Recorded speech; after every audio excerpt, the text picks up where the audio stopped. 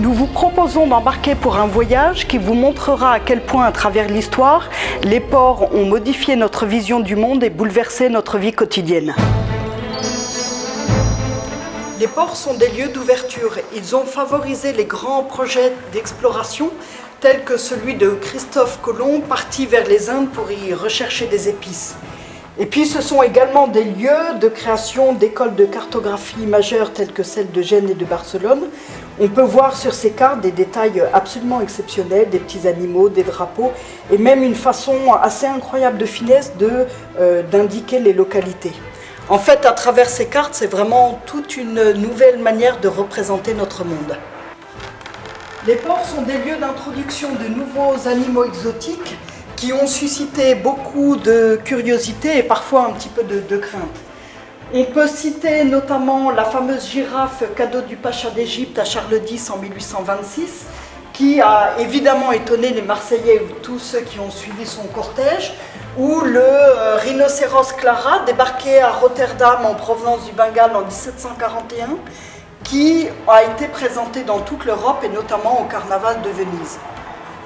Et puis ici, on a un exceptionnel dessin qui montre l'échouage d'une baleine aux Pays-Bas avec tous les petits moines de l'abbaye d'Egmond qui viennent découvrir cet animal aussi mythique qu'extraordinaire pour ceux qui n'en avaient jamais vu.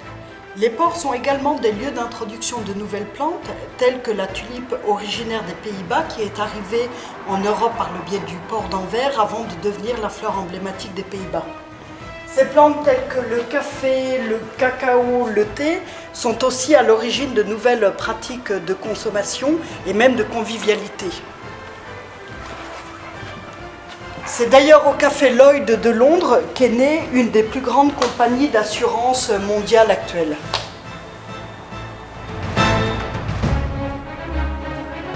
Les ports sont de formidables vecteurs d'échange et de commerce. Ils ont contribué à diffuser les pratiques culturelles et les modes. Ces santons du XVIIIe siècle, qui semblent curieusement habillés de jeans, constituent un très bel exemple. Au Moyen-Âge, le port de Gênes était spécialisé dans la fabrication de toiles bleues de coton. Elles ont été exportées vers l'Angleterre avant d'inspirer la confection de la toile de jean. La toile bleue de Gênes est donc devenue tout naturellement le blue jean.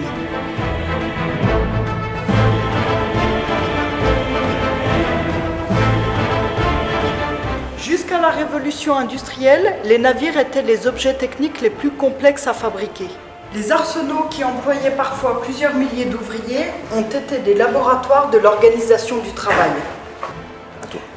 Pour faciliter l'accès à leur port, les Vénitiens ont imaginé un ingénieux système de ballast qui permet de soulever le navire pour le passage de la lagune.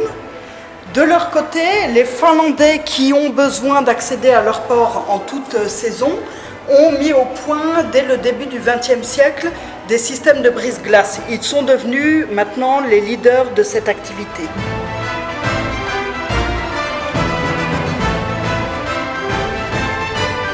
La mer du Nord recèle de riches gisements de pétrole, mais ils sont cependant difficiles à exploiter. Il a fallu attendre la crise du pétrole et que ce dernier devienne un véritable or noir pour stimuler les innovations dans ce domaine.